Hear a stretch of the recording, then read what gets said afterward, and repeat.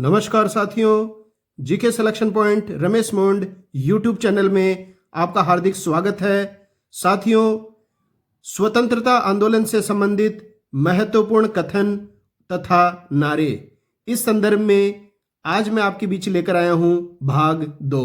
इससे पहले इस वीडियो का भाग 1 आपके बीच प्रदर्शित किया जा चुका है। साथियों, अगर वीडियो पसंद आए तो इसे लाइक जरूर किया करें, अधिक से अधिक साथियों में वीडियो को शेयर करें।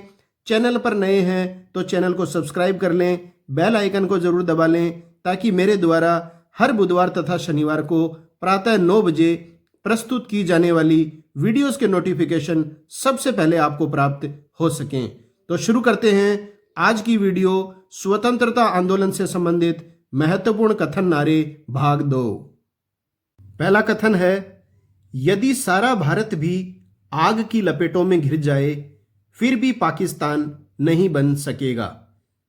यदि कांग्रेस विभाजन चाहती है तो वह मेरे मृत शरीर पर ही होगा, क्योंकि जब तक मैं जीवित हूं भारत को विभाजित नहीं होने दूंगा। वेरी इंपॉर्टेंट कथन है साथियों। यह कथन दिया गया है महात्मा गांधी के द्वारा। अब इस परीक्षाओं में जो होता है, इसी कथन को 2 भागों में प्रस्तुत कर दिया जाता है।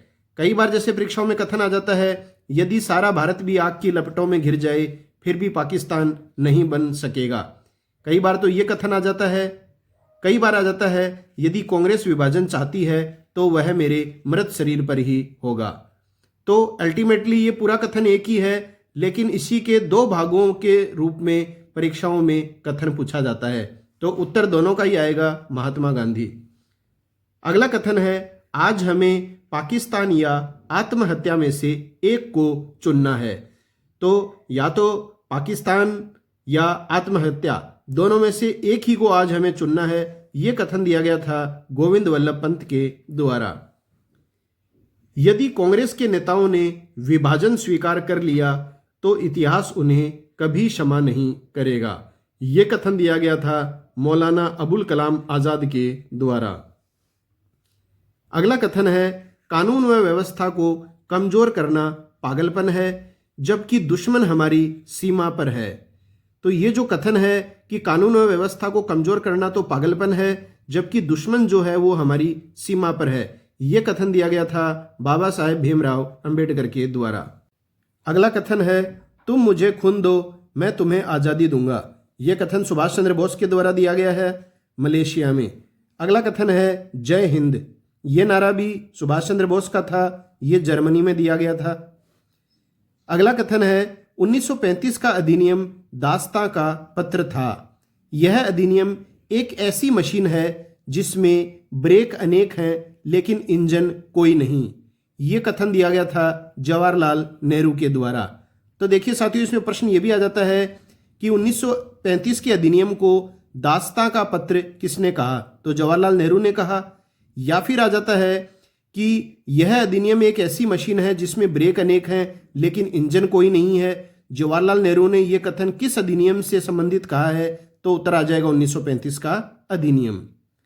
अगला कथन है, या तो छुआछूत को जड़ से मिटा दो या मुझे अपने बीच से हटा दो। यह मेरी अंतरात्मा की पुकार है, चेतना का निर्देश है। तो ये जो कथन दिया गया है छुआछूत को जड़ से मिटाने का, यह कथन दिया गया है महात्मा गांधी के द्वारा। अगला कथन है, यह सच है कि मैं खाली हाथ लौटा हूं, किंतु मुझे संतोष है कि जो ध्वज मुझे सौंपा गया था मैंने उसे नीचे नहीं होने दिया और उसके सम्मान के साथ कोई समझौता नहीं किया। तो ये जो कथन है ये महात्मा गांधी के द्वारा दिया गया था द्वितीय गोलमेज सम्मेलन लंदन से, जब महात्मा गांधी निराशावादी स्वरों के साथ खाली हाथ वापस भारत पहुंचे थे। तो भारत पहुंचने के पश्चात इन्होंने यह कथन दिया था। अगला प्रश्न है, क्रांति की तलवार पर धार वैचारिक पत्थर पर रगड़ने से ही आती है। यह कथन दिया गया है भगत सिंह के द्वारा। अगला कथन है, भगत सिंह जिंदाबाद तथा इनकलाब जिंदाबाद दोनों का एक ही अर्थ है। भगत सिंह जिंदाबाद कह दो या इनकलाब जिंदाबाद कह दो, दोनों का एक ही अर्थ है। यह कथन दिया था सुभाष चंद्र बोस ने। अगला कथन है इनकलाब जिंदाबाद। इनकलाब जिंदाबाद जो है ये कथन भगत सिंह के द्वारा दिया गया था केंद्रीय विधानसभा में बम फेंकते समय। अब देखिए इनकलाब जिंदाबाद, इस कथन की जो रचना है साथियों ये की गई थी मोहम्मद इकबाल के द्वारा और भगत सिंह ने इसे नारे के रूप में चर्चित बनाया। तो आप ये ध्यान में अच्छी तरह रखिएगा कि इसकी जो रचना है इनकलाब जिंदाबाद, इसकी रचना मोहम्मद इकबाल ने की थी और इनकलाब जिंदाबाद को एक नारे के रूप में चर्चित किसने बनाया था? भगत सिंह ने बनाया था। अगला कथन है आंदोलन को हिंसक होने से बचाने के लिए मैं हर एक अपमान, हर बहिष्कार, यहां तक कि मौत भी सहने को तैयार हूं। तो किसी भी कीमत पर मैं अपने आंदोलन को हिंसक नहीं बनने दूंगा और हिंसक होने से बचाने के लिए मैं हर अपमान, हर बहिष्कार, यहां तक कि मौत भी सहन करने को तैयार हूं। यह कथन महात्मा गांधी के द्वारा दिया गया था। असहयोग आंदोलन वापस लेने पर यंग इंडिया पत्रिका में महात्मा गांधी ने यह कथन दिया था। अगला कथन है जय जगत। जय जगत कथन दिया है विनोबा भावे ने। अगला है संपूर्ण क्रांति। संपूर्ण क्रांति का जो नारा कथन दिया था यह जयप्रकाश नारायण के द्वारा दिया गया था। अगला है साम्राज्यवाद का नाश हो। साम्राज्यवाद का नाश हो यह कथन दिया गया था भगत सिंह के द्वारा। अगला है हे राम। मरने से तुरंत पहले इन्होंने ये स्वर बोला था हे राम। ये कथन दिया गया है महात्मा गांधी के द्वारा। अगला है आराम हराम है। यह कथन दिया गया था जवाहरलाल नेहरू के द्वारा। यह रिपीट हो रहा है, पिछले वीडियो में भी मैंने यह कथन आपको बताया था, आराम हराम है, जवाहरलाल नेहरू। अगला कथन है कर मत दो। कर मत दो ये नारा दिया था सरदार वल्लभ भाई पटेल ने बारदौली किसान आंदोलन के दौरान। अगला है दिल्ली चलो। दिल्ली चलो का नारा सुभाष चंद्र बोस ने दिया था। पूर्ण स्वराज्य। पूर्ण स्वराज्य का नारा जवाहरलाल नेहरू के द्वारा दिया गया था 1929 के लाहौर अधिवेशन में। अगला कथन है Simon commission go back. Simon वापस जाओ, इसका हिंदी में भी आ जाता है या फिर आ जाता है Simon commission go back. Lala Lajpat Rai के द्वारा दिया गया कथन था ये। अगला कथन है who lives if India dies. Who lives if India dies, यदि देश ही मर जाएगा तो कौन रहेगा। बाकी ये इसी तरह से आएगा परीक्षा में, who lives if India dies, ये कथन है जवाहरलाल नेहरू का। अगला कथन है सरफरोशी की तमन्ना अब हमारे दिल में है। यह कथन है राम प्रसाद बिस्मिल का। अगला कथन है स्वराज स्वदेशी बहिष्कार। स्वराज स्वदेशी बहिष्कार का कथन दिया गया था बाल गंगाधर तिलक के द्वारा और इन्होंने ये कथन भी दिया था स्वराज्य मेरा जन्मसिद्ध अधिकार है, मैं इसे प्राप्त करके रहूंगा। अगला है कमजोरी पाप है, कमजोरी मृत्यु है, हे भगवान हमारा राष्ट्र कब स्वतंत्र होगा। ये कथन दिया है विवेकानंद के द्वारा। अगला है हमारा राष्ट्र एक वृक्ष की तरह है जिसका मूल तना स्वराज है और स्वराज या स्वदेशी तथा बहिष्कार आदि इसकी शाखाएं हैं। वेरी इंपॉर्टेंट है, यह कथन दिया गया है बाल गंगाधर तिलक के द्वारा।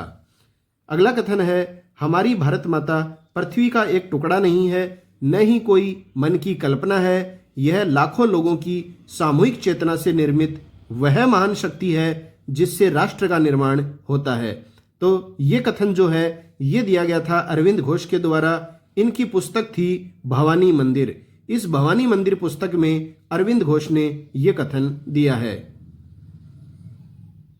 अगला कथन है कांग्रेस अपने पतन की ओर लड़खड़ाती हुई जा रही है।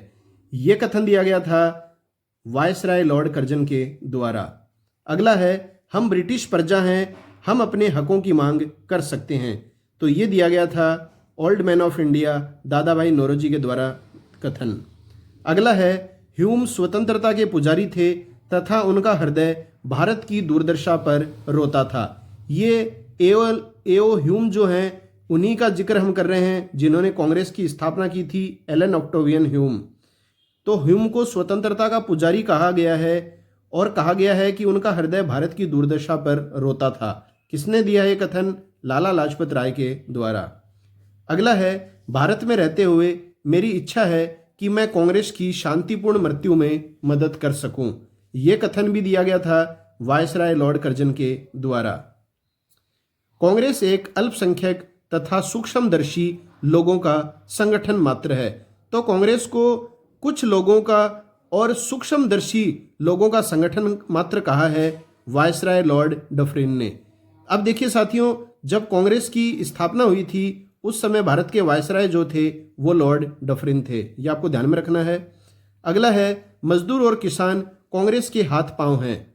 ये जो कथन है ये कांग्रेस के द्वारा दिया गया था सविनय अवज्ञा आंदोलन के दौरान।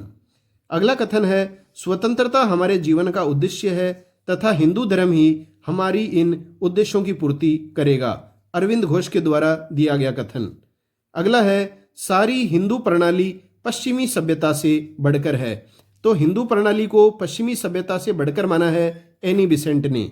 अगला है ब्रिटिश शासन एक स्थायी बढ़ता हुआ तथा लगातार बढ़ता हुआ विदेशी आक्रमण है जो धीरे धीरे ही सही परंतु पूरे देश को नष्ट कर रहा है।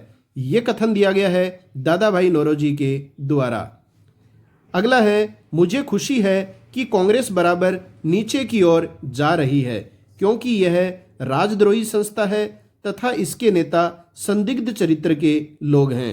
तो देखिए साथियों, इसमें थोड़ा सा विद्यार्थी गड़बड़ कर देते हैं। यहाँ लॉर्ड कर्जन आपको नहीं करना है। लॉर्ड कर्जन ने यह कहा था कि कांग्रेस अपने पतन की ओर लड़खड़ाती हुई जा रही है, या उन्होंने कहा था कि मेरी इच्छा है कि मैं कांग्रेस की शांतिपूर्ण मृत्यु में मदद कर सकूं। लेकिन कांग्रेस बराबर नीचे की ओर जा रही है और कांग्रेस को राजद्रोही संस्था कहा है और इसके नेताओं को संदिग्ध चरित्र के लोग किसने बताया है? तो ये बताया है वायसराय एलिग्न द्वितीय ने। अगला कथन है हमें मर्दों की तरह खुलकर कहना चाहिए कि अपनी मज्जा तथा राजभक्त हैं। हमें अंग्रेजी राज्य से हुए फायदों का ज्ञान है। मतलब इन्होंने दादा भाई नौरोजी ने यह कथन दिया है, इन्होंने कहा है कि हमें मर्दों की तरह खुलकर कहना चाहिए कि हम अपनी मज्जा से राजभक्त हैं और हमें अंग्रेजी राज्य से हुए फायदों का ज्ञान है। तो यहाँ इन्होंने ब्रिटिश समर्थन में कथन दिया है ये दादा भाई नौरोजी ने।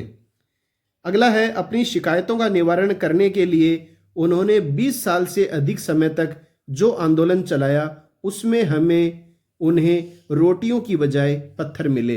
तो ये जो कथन है ये लाला लाजपत राय के द्वारा दिया गया है कि अपनी शिकायतों का निवारण करने के लिए उन्होंने, यहाँ महात्मा गांधी से तात्पर्य है 20 साल से अधिक समय तक जो आंदोलन चलाया उसमें उन्हें रोटियों की बजाय पत्थर मिले, लाला लाजपत राय द्वारा दिया गया कथन। अगला है भारतवर्ष तलवार के बल पर जीता गया था तथा तलवार के बल पर ही उसे ब्रिटिश कब्जे में रखा जाएगा। यह कथन दिया गया है लॉर्ड एलिग्न के द्वारा। अगला है कांग्रेस आंदोलन न तो लोगों द्वारा प्रेरित था तथा न ही कोई सोचा या योजनाबद्ध किया गया कार्य था। यह कथन दिया गया है लाला लाजपत राय के द्वारा। अगला है राजनीतिक स्वतंत्रता राष्ट्र की प्राणवायु है। तो राजनीतिक स्वतंत्रता को राष्ट्र की प्राणवायु बताया है अरविंद घोष ने। अगला है हमारे जीवन से प्रकाश चला गया। यह कथन दिया गया है जवाहरलाल नेहरू के द्वारा। महात्मा गांधी की मृत्यु के समय यह कथन इन्होंने दिया था। अगला कथन है स्वतंत्रता प्राप्ति के बाद भारतीय राष्ट्रीय कांग्रेस को समाप्त कर दिया जाए। ऐसा कथन जो है ये दिया गया था महात्मा गांधी के द्वारा कि जैसे ही भारत स्वतंत्रता को प्राप्त कर लेगा उसके बाद में भारतीय राष्ट्रीय कांग्रेस को समाप्त कर दिया जाए, महात्मा गांधी द्वारा दिया गया कथन। अगला है बारदौली संघर्ष चाहे जो कुछ भी हो यह स्वराज्य की प्राप्ति के लिए संघर्ष नहीं है, परंतु ऐसा हर संघर्ष हमें स्वराज्य की ओर ले जा रहा है। यह कथन है महात्मा गांधी का। इसमें आपको ऑप्शन में जो है वो सरदार वल्लभ भाई पटेल भी दिया जाता है क्योंकि बारदौली से संबंधित है और बारदौली जो सत्याग्रह है वो वल्लभ भाई पटेल के द्वारा ही चलाया गया था। लेकिन ये कथन अगर आपकी परीक्षा में आए तो उत्तर आएगा महात्मा गांधी। अगला है मध्य रात्रि के टकोर पर जब संसार सोता है भारत अपने जीवन व स्वतंत्रता के लिए जाग उठेगा। ये कथन है जवाहरलाल नेहरू के द्वारा दिया गया। अगला है सबके लिए एक जाति, एक धर्म, एक ईश्वर। ये कथन है नारायण गुरु का। अंग्रेज घुसपैठियों ने भारत के करघे को तोड़ दिया तथा चरखे को नष्ट कर दिया। ये कथन दिया गया है कार्ल मार्क्स के द्वारा। भारत व इंग्लैंड के आर्थिक हित प्रत्येक क्षेत्र में टकराते हैं। तो भारत और इंग्लैंड के आर्थिक जो हित हैं वो प्रत्येक क्षेत्र में टकराते हैं। ये कथन दिया है जवाहरलाल नेहरू ने। भारतीय समस्याओं का हल अंग्रेजों द्वारा भारत छोड़ देने में ही है। तो भारतीय समस्याओं का हल अंग्रेजों द्वारा भारत छोड़ देने में है। ये कथन दिया गया है महात्मा गांधी के द्वारा। अगला कथन है अब कांग्रेस पूर्ण स्वराज्य के कम के किसी भी सरकारी प्रस्ताव को स्वीकार नहीं करेगी। मतलब पूर्ण स्वराज्य से कम किसी भी सरकारी प्रस्ताव को कांग्रेस स्वीकार नहीं करेगी। ये कथन दिया गया है महात्मा गांधी के द्वारा। ध्यान में रखिए, पूर्ण स्वतंत्रता, ये कथन जो है जवाहरलाल नेहरू के द्वारा दिया गया था। लेकिन ये जो कथन है कि किसी भी सरकारी प्रस्ताव को कांग्रेस स्वीकार नहीं करेगी जो पूर्ण स्वराज्य से कम हो, ये दिया गया था महात्मा गांधी के द्वारा। तो साथियों, ये है स्वतंत्रता आंदोलन से संबंधित विभिन्न कथन तथा नारे। और मैंने अधिकांशतया नारे और कथन आपके बीच प्रदर्शित कर दिए हैं। इसके अलावा भी यदि आपको किसी पाठ्य पुस्तक से और भी कथन नारे मिलते हैं तो वो एक साथ आप अपनी नोटबुक में लिख सकते हैं। मेरे प्रयास अगर आपको अच्छे लगे हैं, आपके ज्ञान में वृद्धि हुई है, तो वीडियो को लाइक ज़रूर कीजिए, अधिक से अधिक साथियों में शेयर कीजिए। चैनल पर नए हैं तो चैनल को सब्सक्राइब कर लीजिए, बेल आइकन को दबा लीजिए ताकि हर बुधवार तथा शनिवार को प्रातः 9 बजे मेरे द्वारा प्रस्तुत की गई वीडियो का नोटिफिकेशन सबसे पहले आपको प्राप्त हो सके। तो मिलते हैं नई वीडियो के साथ, तब तक के लिए जय हिंद, जय भारत, वंदे मातरम।